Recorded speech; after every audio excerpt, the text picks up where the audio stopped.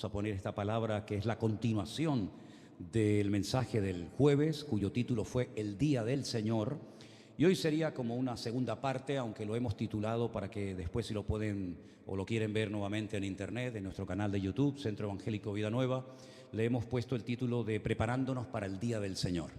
Así que vamos a orar para que el Señor abra nuestra mente y podamos disfrutar de este estudio, de esta exposición de la palabra de Dios en cuanto a este tema tan importante que, como dije el jueves, tenemos que conocerlo y dominarlo como la palma de nuestra mano, porque es un tema que de una manera u otra nos va a afectar.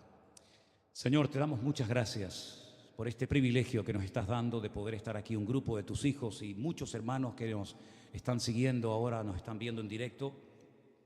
Te pido, Señor, que tú nos ayudes a exponer tu palabra, a comprenderla, asimilarla y a estar preparados para los acontecimientos que se avecinan, Señor. Que no estemos distraídos, que estemos atentos y que nuestro corazón disfrute de tu palabra, de tu enseñanza, y que podamos, Señor, estar atentos a todas las instrucciones, toda la información, toda la enseñanza que vamos a aprender en el día de hoy. Ponemos todo este tiempo en tus manos, en el nombre de Jesús. Amén. Amén. Quiero también aprovechar para darle las gracias. Yo sé que nuestro hermano Domingo está viendo el culto ahora mismo, también está con nuestro hermano Miguel allí en la finca en Alicante, y quiero agradecer públicamente, como lo hice el otro día con Jorge, por el tremendo esfuerzo y por el trabajo excelente que ha realizado durante más de un mes, desde que fuimos a Holanda este verano, y hablé con él y lo animé para que viniera a la finca de Alicante. Él ha estado allí sin salir, no ha ido a Holanda ni un solo día. Dejó a su esposa, dejó a sus dos hijos allí, y él ha sido el que ha hecho unos baños realmente preciosos que muchos de ustedes conocerán y otros probablemente usarán, Dios mediante. Una preguntita que yo quiero hacer para que me saquen de la duda.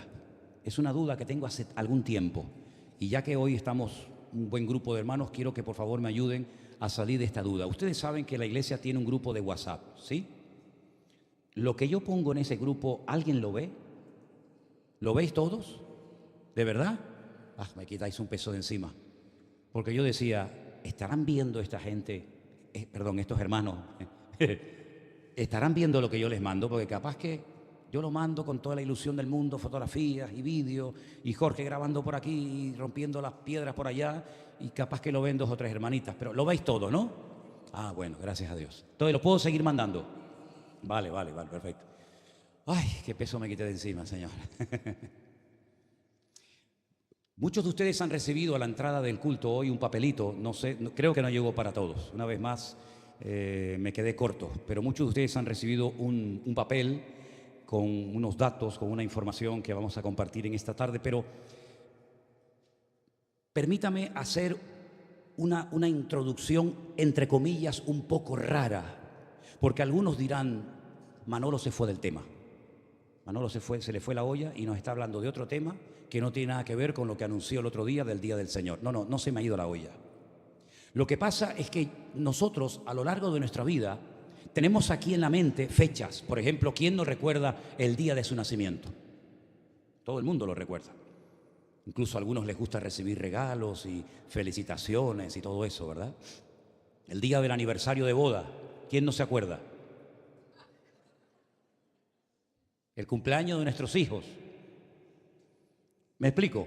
El día de que morimos. Ese no, todavía no, ese no ha llegado.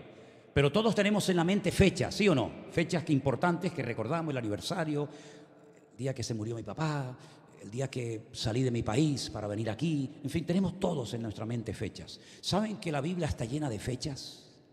La Biblia está llena de fechas perfectamente registradas, con una serie de detalles que a mí me llaman la atención. Es como, si me permiten, como si Dios tuviera una agenda de la humanidad, una agenda de los eventos más trascendentales en la historia de la humanidad.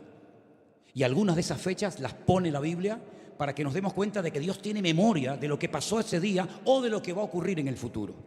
Yo he hecho una pequeña lista, porque en la Biblia hay miles de ejemplos. Yo he buscado simplemente unos poquitos ejemplos para que ustedes vean cómo el Señor hay fechas que destaca de una manera especial. Por ejemplo, en Génesis capítulo 7, los versículos 10 y 11, y tenemos aquí a nuestra hermana Vanessa que hoy nos va a estar ayudando con estos versículos Presten atención a esta información. Adelante. Sucedió que al séptimo día las aguas del diluvio vinieron sobre la tierra, el año 600 de la vida de Noé, en el mes segundo, a los 17 días del mes. Aquel día fueron rotas todas las fuentes del grande abismo, y las cataratas de los cielos fueron abiertas. Fíjense qué dato nos da la Biblia. Sabemos cuándo comenzó el diluvio. Empezó cuando Noé tenía 600 años de edad, en el mes segundo, a los 17 días del mes. Ahí empezó el diluvio. Una fecha perfectamente registrada en la palabra de Dios para que nadie diga, bueno, ¿y esto cuándo empezó? ¿O cuándo fue? Ahí está la fecha. Génesis 7, versículos 10 y 11. Pero fíjense qué datos tan interesantes nos da la Biblia en cuanto a un personaje que conocemos todos que se llama Isaac. Y déjenme que les diga algo. En todos los versículos que se van a estar leyendo en esta tarde va a aparecer siempre la misma palabra. Después se la voy a poner para que ustedes la aprendan. Génesis 17, 21, por favor. Mas yo estableceré mi pacto con Isaac, el que Sara te dará a luz por este tiempo el año que viene. Por este tiempo, aproximadamente ahora que estoy hablando contigo, el año que viene, tú vas a tener en tus brazos a un hijo que le vas a poner por nombre Isaac. Abraham no entró en una nebulosa diciendo, bueno, ¿y cuándo nacerá? ¿En qué época? ¿En verano? ¿En invierno? ¿En primavera? No, no. Por esta misma fecha, el próximo año. Y vemos que se cumplió la promesa del Señor. Génesis 18, 14. ¿Hay para Dios alguna cosa difícil? Al tiempo señalado volveré a ti, y según el tiempo de la vida, Sara tendrá un hijo.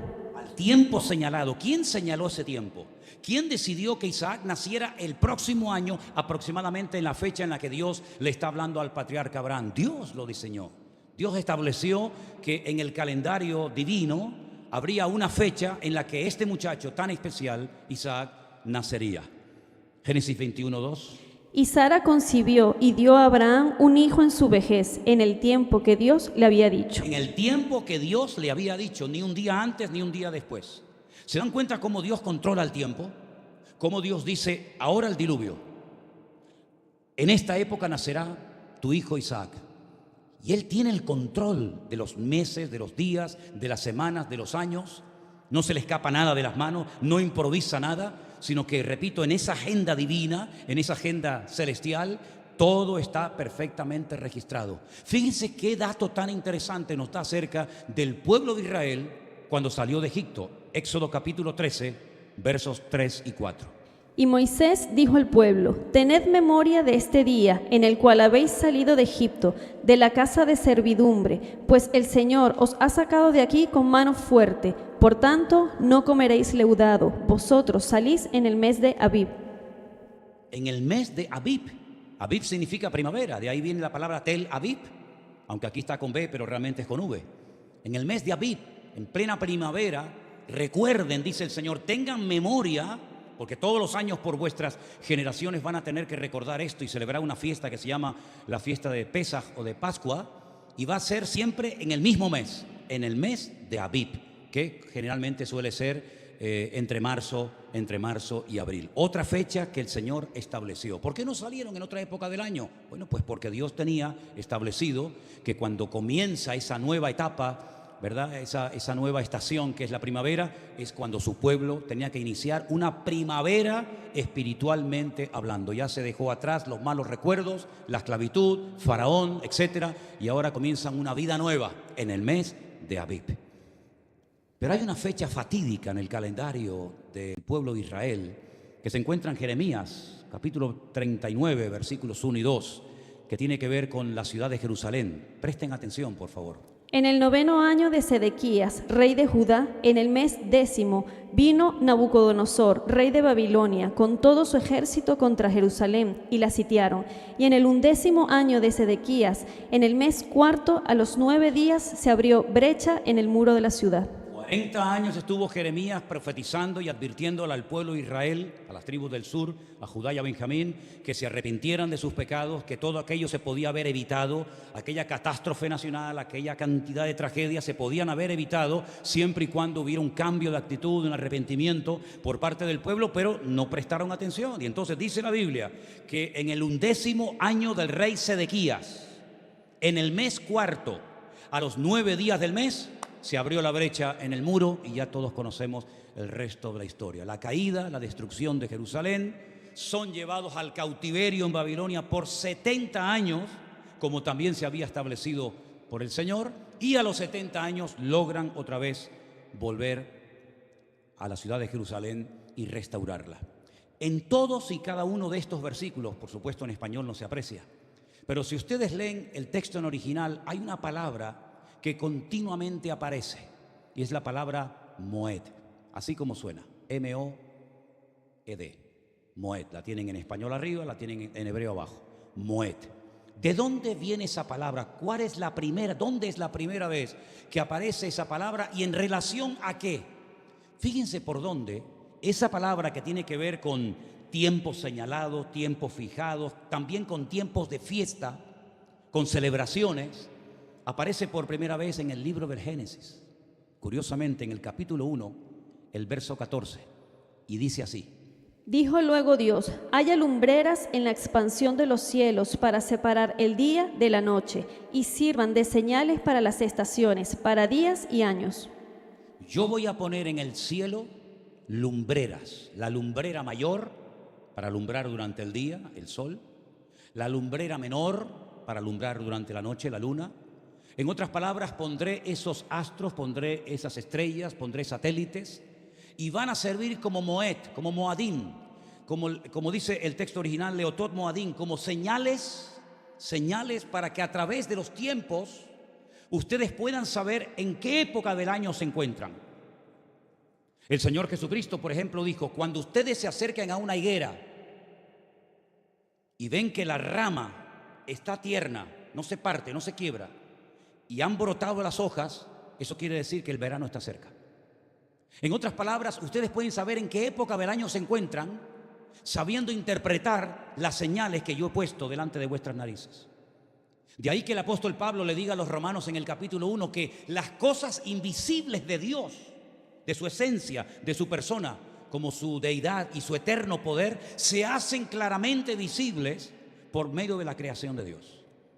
Fijaros, por ejemplo, que los magos de Oriente fueron capaces de llegar hasta la misma localidad, hasta el mismo pueblo donde había nacido el Mesías, Belén de Judea, porque fueron guiados por un Moed, fueron guiados por una señal que ellos supieron interpretar correctamente y llegaron al sitio exacto donde había nacido el Mesías.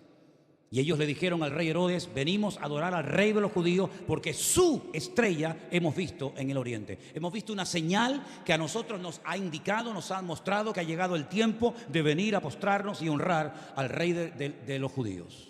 Es interesante todo esto, ¿verdad? Así es que vemos que Dios ha puesto señales en el cielo, en el sol, en la luna, en las estrellas, que lamentablemente los astrólogos han malinterpretado para la perversión de la realidad de lo que Dios ha hecho para nosotros, pero que nosotros con la palabra de Dios y con la información correcta tenemos que saber qué es lo que está sucediendo, porque hay lugares donde ya no llueve y lugares donde llueve torrencialmente, porque hay lugares donde antes no nevaba y no hacía frío y ahora hace un frío terrible, y lugares donde antes hacía calor, pues ahora ha cambiado el clima completamente. Todo eso es producto de la casualidad. ¿Es que Dios ha perdido el control? ¿Es que Dios ya no sabe lo que tiene que hacer? Todos son las señales de los últimos tiempos. Señales que nos indican que viene un día perfectamente señalado, agendado en la agenda de Dios, que se llama, o lo conocemos con el nombre de el día de Jehová o el día del Señor. Yo di el día jueves muchas características acerca de cómo va a ser ese día. Simplemente se las repaso. Creo que tengo por aquí las anotaciones del día jueves: tiempo de angustia, de aprieto, de alboroto, de entremecimiento, de sombra, de guerra, donde muchas naciones se reunirán para ser destruidas. Después dice curiosamente que ese día no habrá ni luz clara ni oscura, no será de día ni de noche, solamente lo conocerá el Señor. Nos habla acerca de que habrá guerras tremendas, nos habla acerca de que naciones atacarán por el norte, otras por el sur.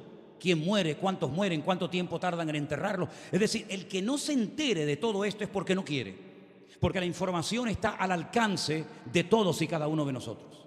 El día del Señor, como esos apuntes que yo les he dado al principio cuando comenzó el culto. Es el día que se refiere a un tiempo futuro de juicio y de restauración en el que Dios intervendrá de manera decisiva en la historia de la humanidad. En el que Dios dirá, basta, se acabó. Entramos en una nueva etapa. Y será una etapa de juicio, será una etapa de sacudida de las naciones y será una etapa en la que Dios va a ser conocido por su ira. Ahora, así como nos ha sorprendido el amor de Dios y la misericordia de Dios a lo largo de los tiempos, por ejemplo, la expresión máxima del amor de Dios, sin lugar a dudas, fue enviar a su Hijo unigénito al mundo para que muriera por nosotros en una cruz, ¿sí o no? Y decimos, Señor, es que tu amor es infinito, tu amor es maravilloso, y nos hemos quedado todos perplejos y con la boca abierta y hemos entendido y nos cambió la vida entender y conocer y experimentar, ¿verdad? El amor de Dios. Os puedo asegurar que el mundo quedará con la boca abierta porque hay una faceta de Dios que todavía la gente no conoce en su totalidad. Conocen pinceladas, como por ejemplo lo que pasó en el diluvio, por ejemplo con la destrucción de Jerusalén, por ejemplo cuando destruyó Sodoma y Gomorra, pero son, ya digo, pequeñas pinceladas, pequeños botones de muestra de que cuando Dios se enfada, hermano, se enfada en serio. Bueno, pues el máximo enfado de Dios, la máxima manifestación de la ira de Dios, que también forma parte de su esencia, será en el tiempo llamado el día del Señor. Este concepto aparece, como ustedes tienen ahí en los apuntes, tanto en el Antiguo como en el Nuevo Testamento, por supuesto.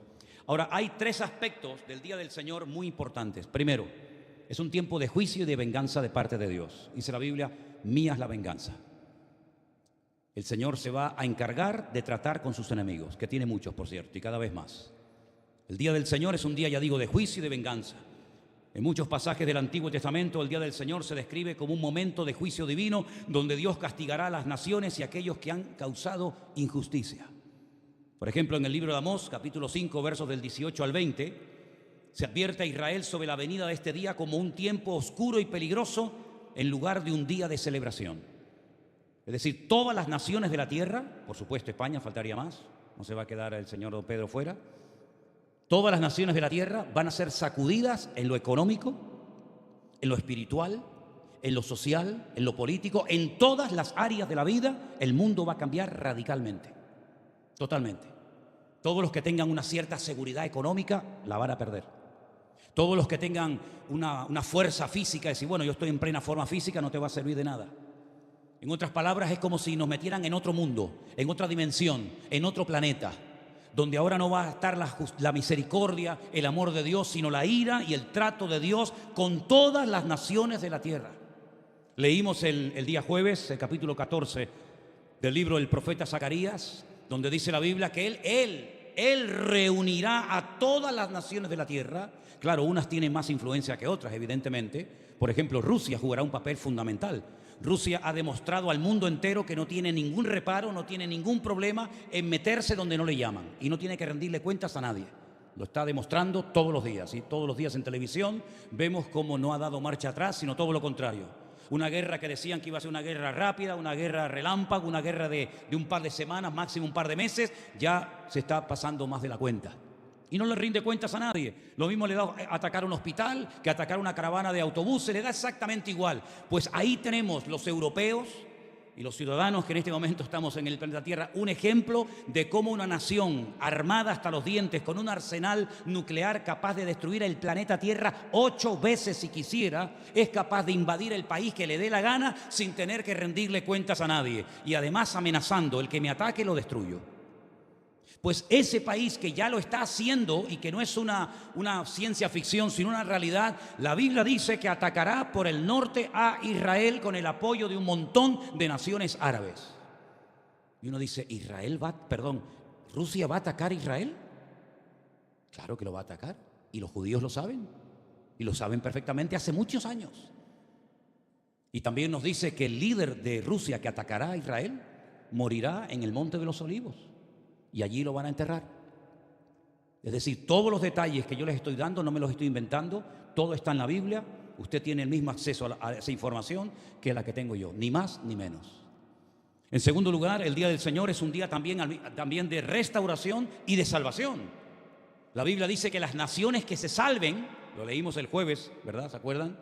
En Zacarías capítulo 14, las naciones que escapen con vida, las naciones que se escapen, que logren sobrevivir esta gran batalla tremenda, que la conocemos como la batalla de Armagedón, tendrán que subir, tendrán que ir todos los años a la ciudad de Jerusalén, a adorar al gran rey y celebrar la fiesta de Sucot o la fiesta de los tabernáculos. Dice, y la nación que no quiera subir, porque Dios ni siquiera en esa etapa de la vida anula el libre albedrío, la voluntad propia del individuo, pues dice la Biblia que ese año sobre ellos no caerá ni una sola gota de agua. Pero la Biblia dice que habrá naciones que se escapen con vida, pero aún siguen con esa rebeldía de, a pesar de que lo están viendo, a pesar de que han perdido la guerra, a pesar de que lo ven sentado en el trono, a pesar de que todo ojo le verá y toda lengua confesará y toda rodilla se doblará ante el Señor, a pesar de todo eso todavía habrá naciones que digan no queremos subir a Jerusalén a adorar al Señor Jesús. ¿Qué te parece? Es que el hombre no aprende, ¿eh? Pues será también un tiempo de restauración, además de ser un día de juicio, también será un tiempo de restauración, de renovación. En el libro de Isaías y de Joel se habla de una restauración de Israel y de la promesa de un futuro en el que Dios reunirá a su pueblo y podrá vivir en paz, por lo menos durante la época del milenio. Allí aparecerán las 12 tribus de Israel, que muchos no saben ni por dónde andan. Por fin aparecen las 12 tribus de Israel, las famosas tribus perdidas. El Señor Jesucristo reinará sobre la ciudad de Jerusalén y desde ahí gobernará a todas las naciones de la tierra en una etapa que la conocemos como el milenio, ¿verdad?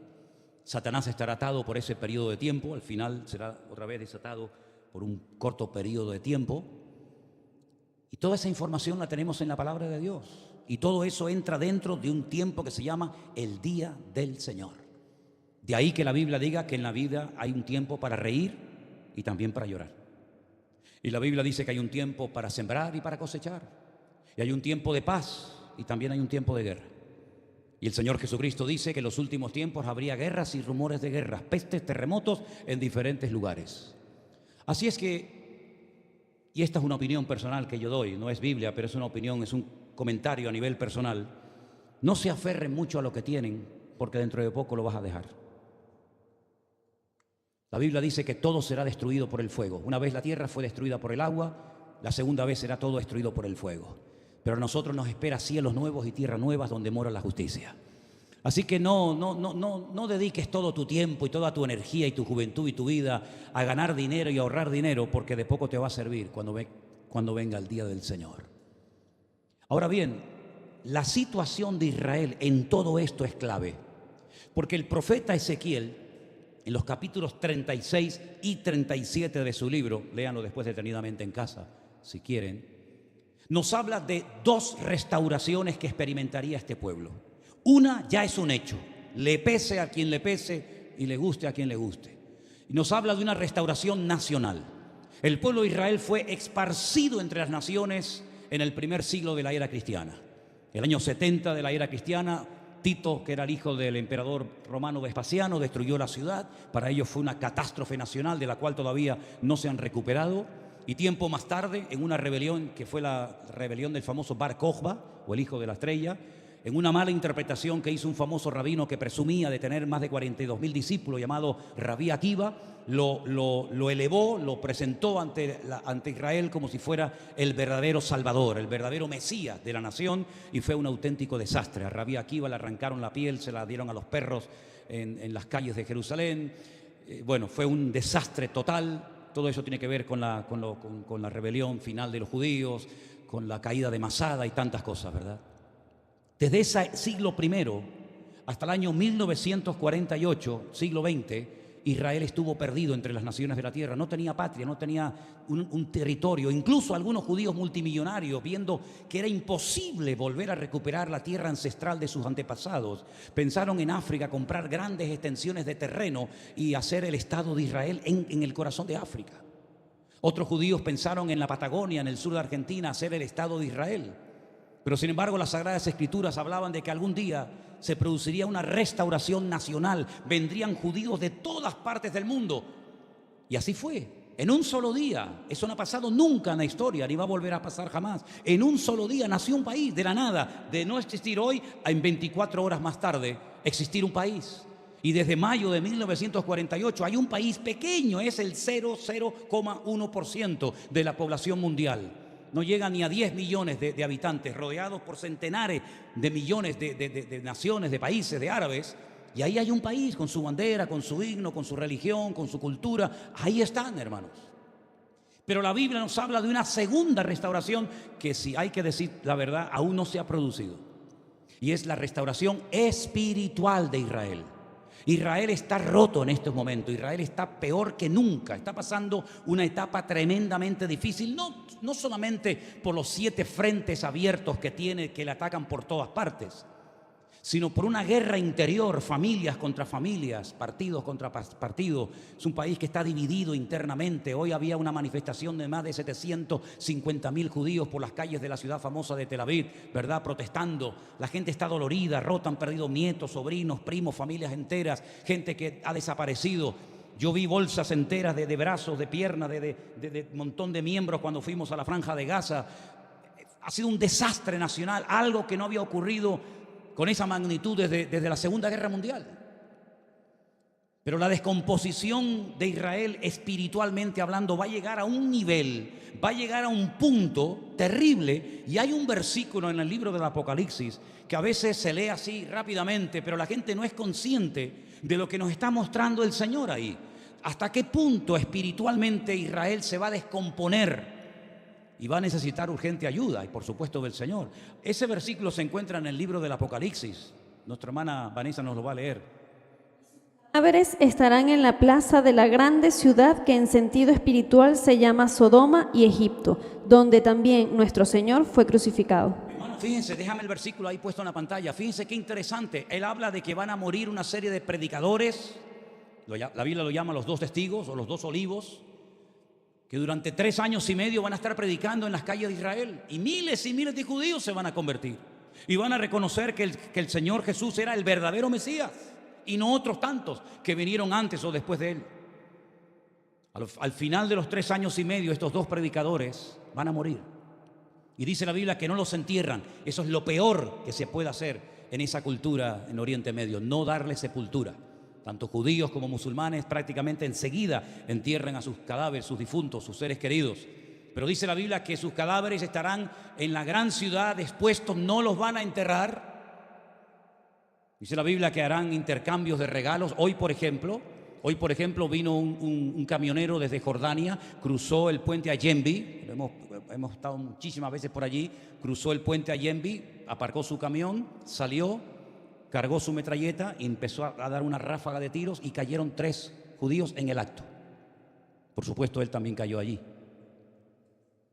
En ese momento, en Jordania, comenzaron a salir por las calles repartiendo golosinas y dulces para celebrar la muerte de 3 judíos. Y dice la Biblia que cuando maten a estos 2 testigos, la gente saldrá por las calles a dar regalos, a intercambiarse regalos, probablemente dulces, golosinas. Pero es que eso ya lo estamos viendo hoy en día, es normal, es así como se hace, se celebra la derrota del enemigo. Y entonces dice que estarán en la plaza de la grande ciudad, y uno dice, bueno, ¿la grande ciudad? ¿A qué ciudad se refiere? Dice, en el sentido espiritual, no en lo físico, sino en el sentido espiritual, esa ciudad se va a parecer a Sodoma y a Egipto. Y claro, es interesante notar lo que pasó en Egipto y lo que pasó en Sodoma. Porque dice que el aspecto espiritual, el ambiente espiritual de esa ciudad donde los van a matar, se va a parecer mucho a Sodoma y a Egipto. Y por si alguien tiene todavía dudas y dice, ¿pero qué ciudad es esa? Dice, es la ciudad donde crucificaron al Señor Jesucristo. ¿Y dónde crucificaron al Señor Jesucristo, hermano? En la ciudad de Jerusalén. Luego la ciudad de Jerusalén va a entrar en una descomposición moral y espiritual sin precedente, hasta el punto que en el Apocalipsis se le compara a Sodoma y a Egipto. Y eso es algo que va a ocurrir en los últimos tiempos, en la etapa que la conocemos como el Día del Señor.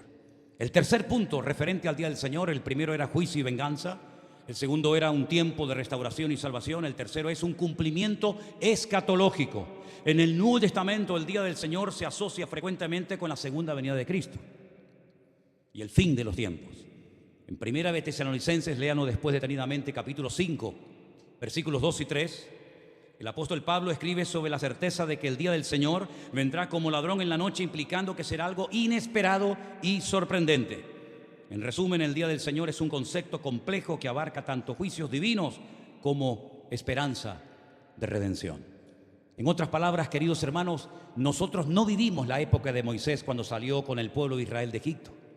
Conocemos la historia, pero no la vivimos en carne propia. Nosotros no estuvimos ni siquiera en la etapa cuando el Señor Jesucristo se paseaba por las calles de Israel, sanando a los enfermos, predicando mensajes y dando enseñanzas extraordinarias. Él llegó a decirle a sus discípulos cosas que reyes y profetas desearon ver y oír y no lo vieron, pero ustedes considérense privilegiados, bienaventurados, porque me estáis conociendo a mí personalmente, pero nosotros hemos creído en un Cristo que no hemos visto, que no hemos tocado. Sí, nos ha cambiado la vida, pero no nacimos en esa época de la historia. No sé si nosotros, si hubiéramos nacido en el siglo I, nos hubiéramos convertido al Señor. No lo sé. Pero vivimos en otra época de la historia, aparentemente muy lejos de aquellos acontecimientos, pero si te paras a pensar, no tan lejos, porque para el Señor un día es como si fueran 1000 años, y 1000 años como si fueran un día.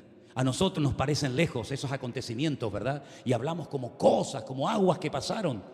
Pero sí tenemos que estar preparados para lo que llamamos el día del Señor, es decir, la manifestación de la ira de Dios sobre todas las naciones de la tierra. Ahora, la Biblia nos da una promesa a nosotros, porque nosotros, aparte de cristianos, somos miembros o vivimos en un país. En esta ocasión estamos aquí, pero hay hermanos que nos ven y nos siguen de montones de naciones de la tierra. La Biblia dice que los que hemos guardado su palabra, los que nos hemos mantenido fiel, apegados a su palabra y no hemos deshonrado su nombre, sino que hemos dado testimonio y nos hemos mantenido firmes en los caminos del Señor, el Señor nos librará de la hora de prueba que ha de venir sobre todas las naciones de la tierra. ¿Cuántos dicen amén? En otras palabras, vamos a ver cómo Europa va a ir en declive total, hermano, y lo estamos viendo. Hermanos que nos están visitando de Bélgica en esta tarde, eso se parece más hoy en día a Siria, a Pakistán o a Irán que a un país europeo. Hemos estado recientemente caminando por las calles de Holanda, en Bélgica, en Francia. Y hermanos, es impresionante. Tenemos en Europa en este momento más de 70 millones de musulmanes, donde hay centenares, miles de mezquitas por todas partes. Y donde sabemos que nosotros somos enemigos del Islam, porque nosotros no aceptamos el Corán como palabra de Dios. Nosotros no aceptamos a Mahoma como verdadero profeta.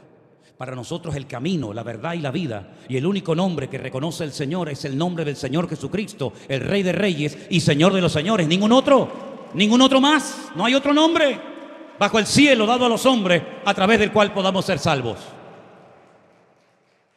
No es que Jesús es uno más en una lista enorme, no, es el único y sabio Dios, el Verbo hecho carne, el admirable, el Alfa y la Omega, el Príncipe de paz, y el que ha prometido estar con nosotros todos los días hasta el fin del mundo. La mejor manera de prepararse para el día del Señor es saber, tener la información acerca de lo que es y no es el día del Señor. Yo sé que en muchas congregaciones, incluido donde yo me convertí y la denominación en la que yo me convertí, se enseñaba que cuando el mundo comience a entrar en un periodo terrible de crisis económica, de persecuciones, de injusticia, de descomposición moral y espiritual, donde la maldad va a ser multiplicada de una manera terrible, nosotros íbamos a ser sacados milagrosamente en una nube y no íbamos a experimentar ni un solo dolor, ni una sola persecución, porque nos iríamos con el Señor a lo que se llamaba o llaman las bodas del Cordero. Y después, cuando el planeta Tierra estuviera hecho pedazos y todo estuviera roto, Israel estuviera prácticamente ya al borde de la extinción, entonces cuando veníamos con el Señor, y allí el Señor ponía orden y ponía paz. Eso es lo que se ha enseñado muchas veces desde muchos púlpitos. Y probablemente algunos que estén aquí o escuchando o viendo este culto en directo dirán, bueno, eso es lo que yo he creído durante toda su vida. Pues permítame decirle que a la luz de la palabra de Dios, la palabra del Señor nos dice que todo el que quiera vivir piadosamente de alguna manera u otra sufrirá persecución. El Señor Jesucristo le advirtió a sus discípulos que se prepararan y que huyeran cuando tuvieran que huir, porque hay momentos para quedarse y hay momentos para huir. Hay momentos, como vemos en la Biblia, para bajar a Egipto y otros momentos para salir de Egipto.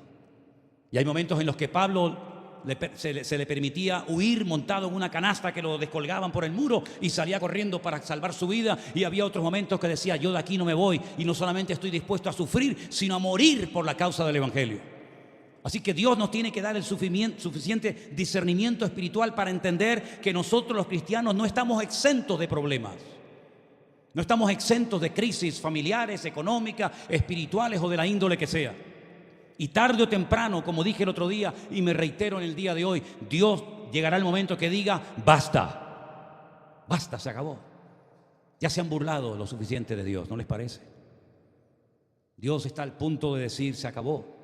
Y así como le dijo a Noé, entra, entra, ya has hablado suficiente. Y no te han querido escuchar. Y dice la Biblia que Jehová Dios cerró la puerta del arca. Y la Escritura dice que puerta que Dios cierra, nadie la puede abrir. Y puerta que Dios abre, nadie la puede cerrar.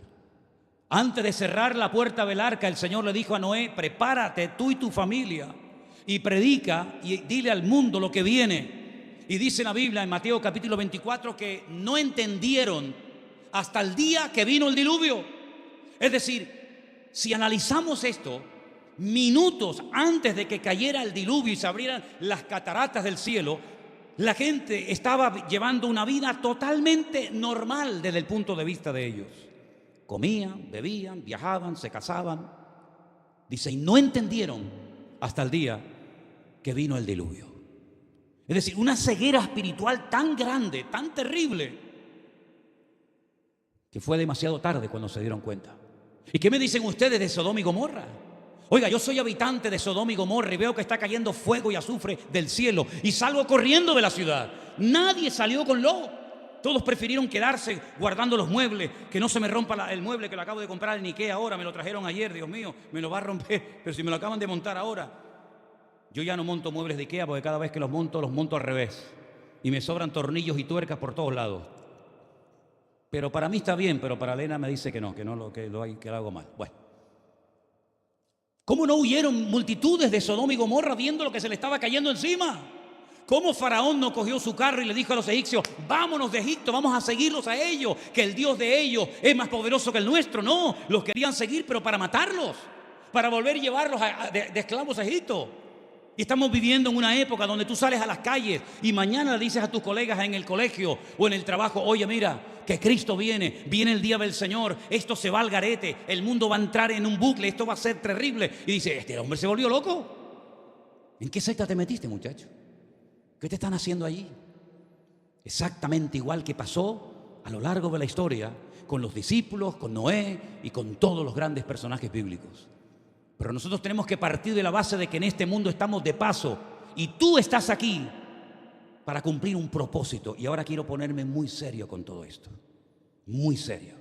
Y te voy a contar un poco de mi experiencia, por si sirve de algo. Cuando yo entré a una iglesia evangélica por primera vez en mi vida, yo no tenía ningún precedente evangélico en mi familia. Todos habíamos sido, pues como todo el mundo, católicos. Cuando vivimos en Venezuela, yo nací allí, tuve los primeros 10 años de mi vida. Mis padres me metieron en un buen colegio que era el colegio de los maristas, de curas. Cuando regresamos a Canarias, vivimos unos años en Las Palmas y mi padre se hizo amigo de un cura, de don Manuel, muy buen cura, los salesianos, y estudié toda mi vida en los salesianos. Así que toda mi educación fue católica. Me pueden preguntar por María Auxiliadora, me pueden preguntar por Juan Bosco, todo eso me lo sé de memoria. No teníamos ni un solo precedente cristiano evangélico en la familia. Fuimos, vamos a decir, por una necesidad o por un acto de gratitud a una familia de la iglesia que había orado por mi hermana, que estaba enferma, etcétera, etcétera. Ya todo el mundo conoce la historia. Y nada más que eso. Cuando esa tarde yo escuché a aquel hombre predicar acerca de un muchacho que se había ido de su casa, robándole las pertenencias o llevándose las pertenencias de su padre y viviendo perdidamente, el enfado que yo cogí en mi interior fue brutal. Incluso me enfadé con mi madre que estaba conmigo sentada en aquel momento y le dije, ¿por qué tú le has tenido que contar al tipo mi vida? Ella me juraba que no le había contado a nadie. ¿Cómo que no le ha contado? ¿Por qué no le has contado nada?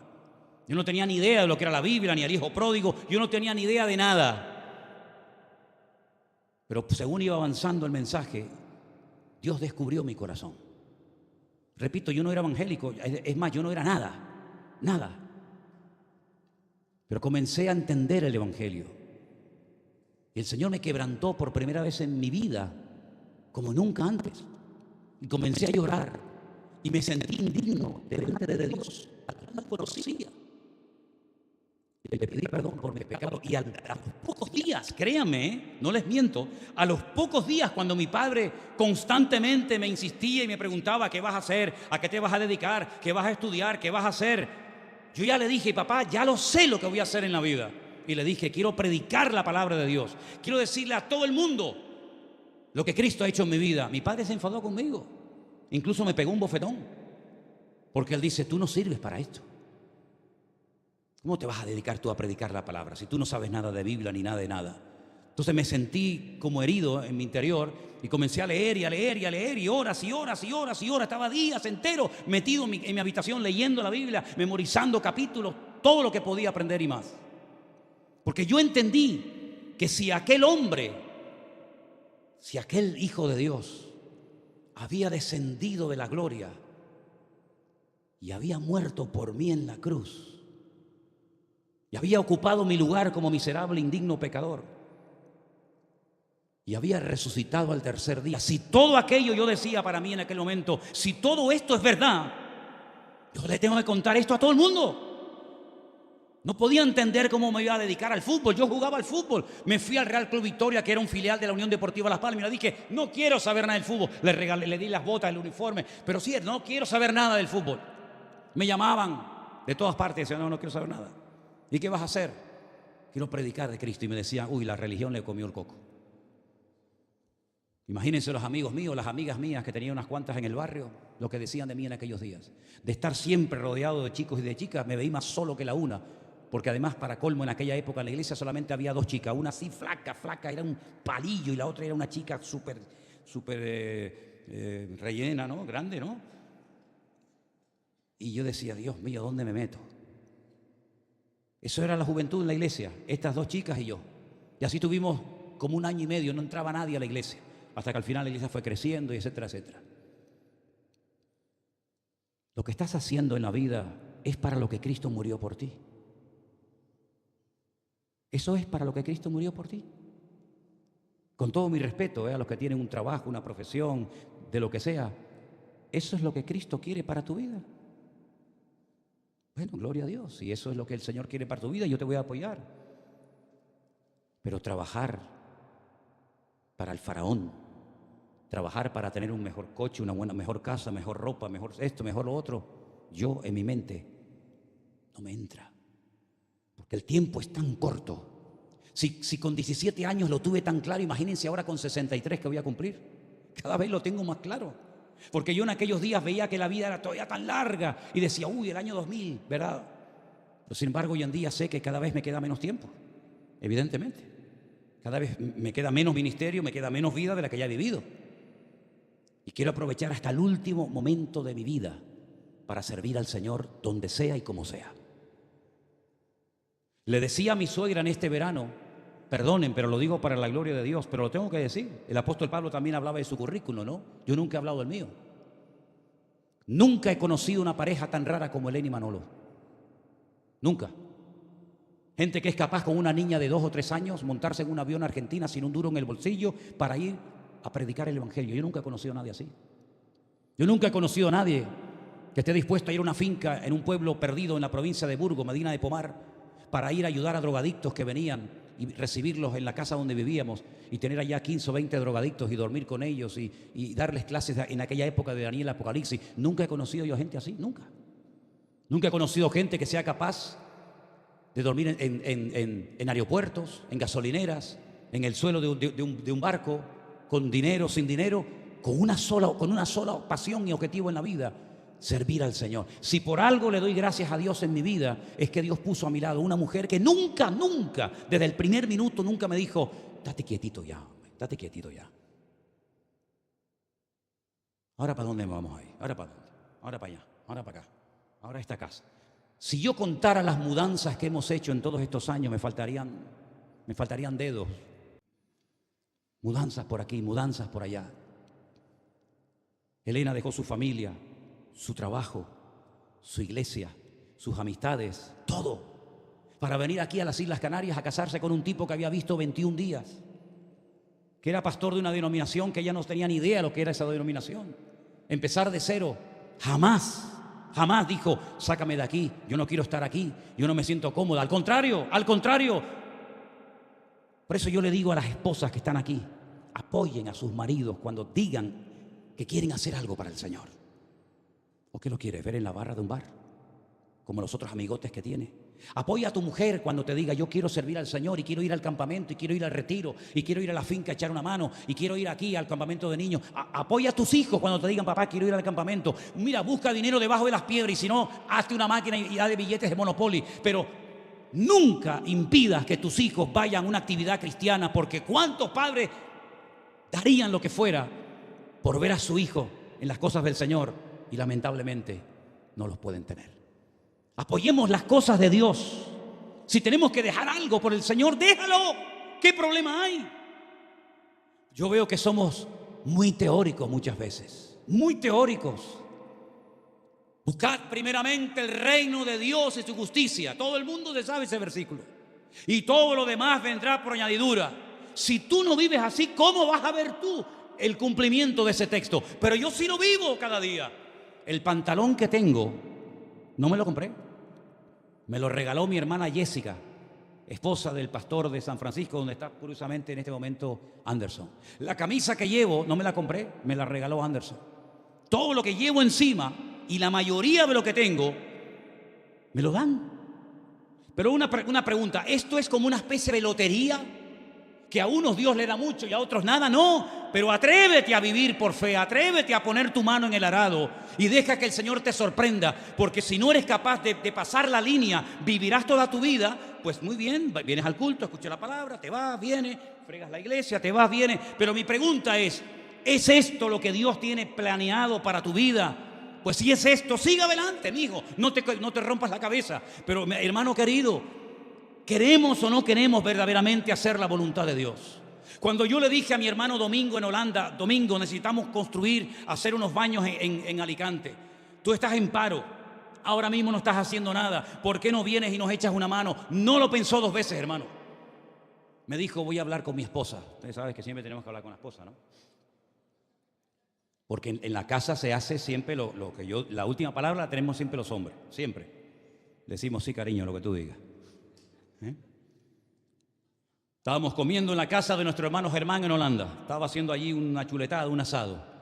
Veo que entra para adentro. Yo había hablado con él en la mesa y me dice, voy a ver cómo se lo digo. Digo, bueno, dime algo dentro de unos días. Entró, a los 5 minutos salió. Le digo, ¿qué pasó, Domingo? Le dije a mi mujer, el pastor me ha dicho de ir a Alicante a echar una mano. Yo no estoy haciendo nada y creo que debo de ir. La mujer le dijo, coge el avión ahora mismo y vete para allá. No sé si se lo quería quitar de encima. La mujer dijo, gracias Señor por haber oído mi oración. No, es broma, hermano, es broma. Pero eso es una mujer de Dios. Le podría haber dicho, ¿cómo? Alicante, y yo me voy a quedar sola aquí con los 2 niños. Eso nada, tú te quedas aquí. Le dijo, vete. No ha vuelto, yo calculo en un mes, como mínimo que ha estado, mes y medio, ha estado 1 mes y medio trabajando, haciendo esos baños preciosos que ustedes han visto, que yo les he mandado, porque ustedes me han dicho que están viendo los videos que yo les mando al WhatsApp. Ustedes me lo han dicho, no me engañen. ¿Te das cuenta? Y yo le doy gracias al Señor por gente así, por Domingo, por su esposa, por tantos hermanos que están dispuestos a renunciar a algo.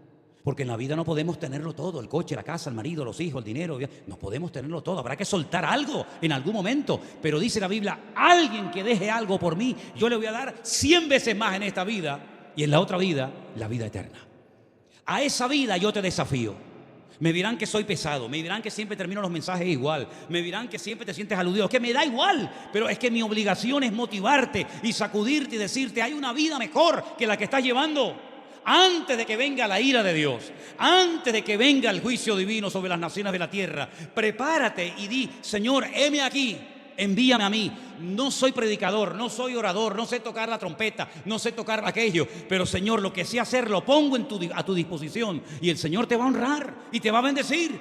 Y si yo volviera a nacer otra vez, No me lo pensaría dos veces. Volvería otra vez a hacer todo lo que he hecho, y es servir al Señor, porque no hay otra vida mejor que la que yo estoy viviendo. Jamás soñé en mi vida que el Señor nos abriría tantas puertas y nos bendeciría tanto como lo está haciendo. Y eso es algo que todos somos copartícipes de ello. Pero no pierdas ni un solo minuto de tu vida, porque la venida del Señor es una realidad. Hermano, estamos viendo la apretura de Israel, estamos viendo cómo las cosas están cambiando, estamos viendo cosas tremendas, y cada vez vamos a ver más y más y más y más presión. Pero como nosotros lo sabemos, no tenemos que perder la estabilidad emocional, no tenemos que estar preocupados, asustados, nerviosos, tristes, sino tenemos que decir: Señor, se acerca tu venida, y antes de que sea demasiado tarde, yo quiero hacer algo por ti, por tu obra. ¿Cuántos dicen amén? Hoy le mandé un mensaje a nuestro hermano Rubén. Seguramente a lo mejor nos estará viendo en este momento. Un hermano que estuvo trabajando hoy todo el día. Cogió el avión, se fue para Alicante, llegará tarde a la noche, para estar lunes, martes y miércoles trabajando en la finca. Allí también ayudando a Domingo haciendo los baños y otras cuestiones. Coge el avión el miércoles y se va otra vez a Barcelona, estar de camarero, de cocinero o donde esté, con una mujer con una necesidad muy grande en su organismo, que todos sabemos quién es, con 2 hijas. Y yo digo: Dios mío, qué ejemplo tan grande. Cómo tú tienes personas que aman tu obra. Pero, hermano, no me digas que amas la obra y luego te me echas para atrás. No amemos de palabra, amemos de verdad. Amar la obra significa sacrificarnos por la obra. Y si hay que meterse la mano en el bolsillo, nos metemos la mano en el bolsillo. Y si hay que llenarnos las manos de callos, no pasa nada. Pero antes de que venga el día del Señor, hagan algo, hermanos, hagan algo, sirvan al Señor con algo. Muchos de ustedes son mucho más jóvenes que yo. Aprovecha tu juventud para servir al Señor. Mi padre siempre me decía, fíjate, él fue el que me llevó a la iglesia, y mi padre siempre me decía: pero si sirves al Señor, ¿de qué vas a vivir, Manolo? Estudia algo, saca una carrera, saca un oficio. Por si te falla la obra, me decía siempre así, por si te falla la obra, puedes volver a tu profesión. Y yo le decía: pero papá, ¿pero cómo me va a fallar Dios? ¿Cómo me va a fallar la obra? Me puede fallar el empresario, me pueden echar de la obra, me pueden echar del trabajo, pero en la obra del Señor nunca faltará trabajo, al contrario. Y el pobre no lo entendía, no lo entendía. Pero yo lo tenía claro. Si el Señor ha puesto una carga en tu corazón de hacer algo, no dejes que nadie te eche un jarro de agua fría encima. Que eso sirva para ser un revulsivo en tu vida y para decir: ahora entiendo que tú me estás llamando a hacer esto. No busques aplausos y no busques que todo el mundo diga: ¡ay, qué bien, qué bonito, te felicito! No esperes nada de nadie para que no te lleves ninguna desilusión, pero del Señor, espéralo todo. ¿Cuántos dicen amén? Elena, gracias por haberte casado conmigo. Gracias por haberme apoyado en todo lo que he hecho. No siempre lo he hecho todo bien. Muchas veces me he equivocado. Tal vez no tenía que haber ido a ciertos y determinados lugares. Pero siempre, siempre ella ha estado a mi lado. Siempre. Y mis hijas también, por supuesto. Nunca han cuestionado: papá, que esto, que lo otro. Al contrario. Ora al Señor para que tu familia, como dijo Josué, y termino: yo y mi casa serviremos al Señor. Que no sea un versículo ahí en la nevera, que no sea un versículo ahí en la cocina, sino sea un lema: en esta casa, mientras yo esté aquí y sea la cabeza y el sacerdote de este hogar, yo y mi casa serviremos al Señor. Amén, hermanos. Lot salió a donde el Señor le dijo. La mujer dijo: bueno, ven, vamos. Doña Lot salió, pero a espaldas de este miró para atrás. ¿Qué quiso mirar la mujer de Lot, hermanas? Ustedes que son así muy listas, ¿qué habrá querido mirar la mujer de Lot? Los muebles de Ikea recién comprados, o de Conforama. Ay, que me acabo de comprar el colchón nuevo, me acabo de comprar ese que se levanta así y que guardo todo debajo, y no me puedo llevar nada. Y dice la Biblia que se quedó convertida en una estatua de sal. ¿Tú sabes lo horrible que es estar casado con una estatua de sal? Tú imagínate que yo me acerco una noche a Elena y hago así. Mira que me gusta a mí la sal, ¿eh? A mí me encanta la sal, yo me la como a puñados si pudiera. Pero casado con una estatua de sal, mi hijo. Eso es muy desagradable. Además, la llevas a la playa y se te derrite. La llevas a la... Llueve. Ay, no, se me fue mi mujer. Se me fue. No seamos como la mujer de ninguno de nosotros. Amén, hermanos. Me han entendido, ¿verdad? Al buen entendedor. Y si alguien dice, yo me he sentido muy aludido en la predicación, ¿sabes lo que te digo? Gracias, Señor, porque me has usado. Porque eso es lo que yo quería. Que te sintieras aludido y que digas, Señor, ¿cómo es posible que yo por un trabajo, por una casa, por una cama, por un coche, sea capaz de mirar a otro lado, Señor? Que el Señor encuentre en esta tarde hombres y mujeres aquí que estén dispuestos a poner su mano en el arado y decir, Señor, a donde haga falta, allí estaré yo. Amén. Cierra tus ojos y oramos a nuestro Dios. Aleluya. Piensa, medita, reflexiona en lo que has oído. Todavía estamos a tiempo, el día del Señor aún no ha venido, pero va a venir.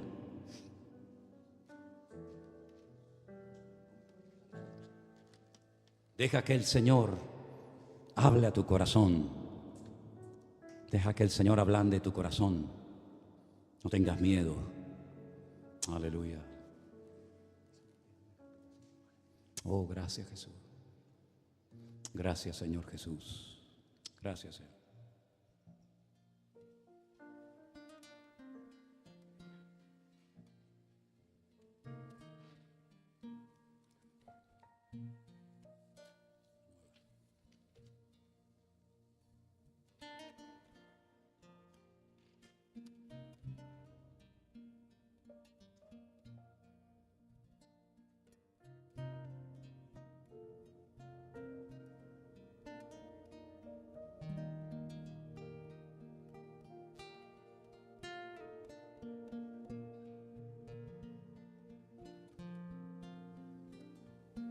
Él liberó mi alma, Él sanó mis heridas, perdonó mis pecados,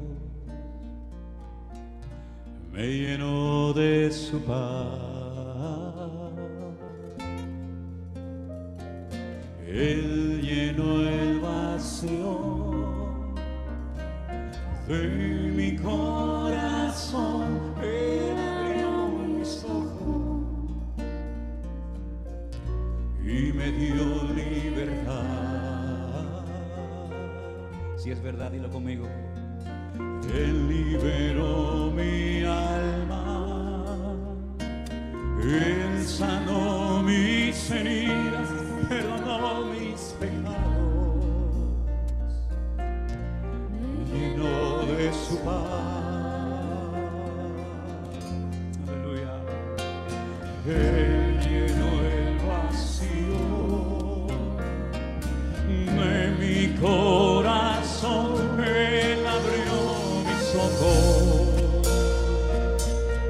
y me dio libertad. Él liberó mi alma, Él sanó mis heridas, perdonó mis pecados, me llenó de su paz. Él llenó el vacío de mi corazón, Él abrió mis ojos y me dio libertad. Y Él liberó mi alma, Él sanó mis heridas, perdonó mis pecados, me llenó de su paz. Él llenó el vacío de mi corazón, Él abrió mis ojos y me dio libertad. Si quieres saber lo que hizo Dios en mí, cómo de cambiar, pasar de muerte a vida. Si tú quieres cambiar, dilo. Si tú quieres cambiar, ven a Jesucristo y Él te dará un nuevo corazón.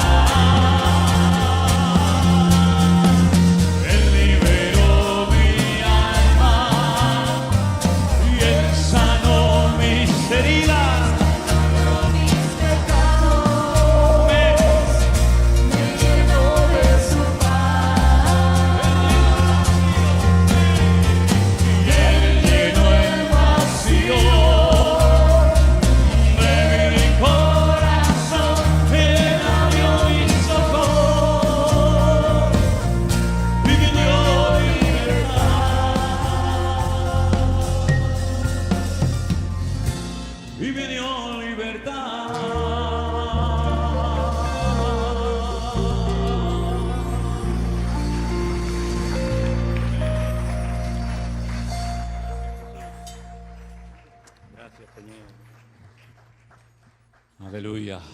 Bueno, vamos a prepararnos para levantar la ofrenda, pero hoy no vamos a levantar una ofrenda, digamos, de monedas o de dinero, sino vamos a pedirles que se metan ustedes dentro de la ofrenda. Sería buenísimo, ¿eh? Si todos los que se quieran ofrendar para el Señor, métanse dentro de la ofrenda. Después lo llevamos para arriba y a ver cómo hacemos. Sería tremendo, ¿no? Algún día a lo mejor lo haremos, ponemos unas cestas grandes y decimos, a ver, todos los que quieran ofrendarse al Señor, métanse en la cesta. Sería original, ¿verdad? No sé cuántos se meterían, ¿eh? Bueno, los que nos van a ayudar, pasen adelante, por favor. Gracias, Señor Jesús.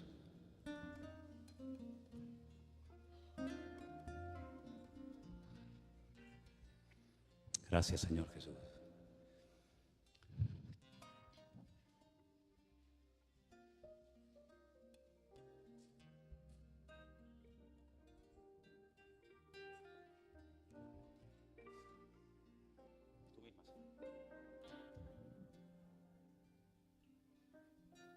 Gracias, Jesús.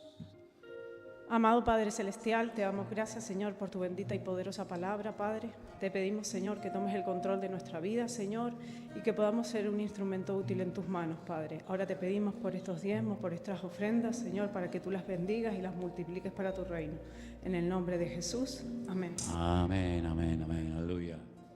Que tengan todos ustedes una semana bendecida, llena de la presencia del Señor y con el corazón siempre dispuesto y el oído atento a lo que el Señor te instruya y te indique que debes de hacer para Él. Recuerden que ya las plazas están abiertas para el Congreso. Recuerden que cualquier voluntario para servir al Señor siempre estamos aquí atentos para ayudarte. Si algo he entendido en mi vida, que estoy en este momento en una etapa de mi vida lógicamente diferente a cuando tenía 20 o 30 años, quiero facilitarle el camino, darle un empujón y ayudar a todos aquellos que de alguna manera quieran servir al Señor. Quiero darle trabajo a la gente. Hace muchos años fui a un congreso, a un retiro de pastores en Galicia, y un pastor dijo una frase que nunca he olvidado en mi vida. Mira que pasaron años. Él decía que el mayor trabajo de un pastor es quedarse sin trabajo. Es una paradoja, ¿no? Yo no entendía nada, pero eso es lo que queremos. Ayudar a la nueva generación, sabia, fresca, para que sigan adelante. Pasarle el testigo al siguiente, ¿no? Para que siga corriendo la buena batalla, la buena carrera. Así que con el corazón siempre abierto a oír la voz de Dios. Mientras cantamos una vez más esta alabanza, yo quiero que hagamos este ejercicio práctico. Salga de su asiento, de su banca, de su silla y comience a saludar a sus hermanos en la iglesia. Y dígale, hermano, Dios te bendiga. Pongamos en práctica la palabra del Señor. Así que adelante.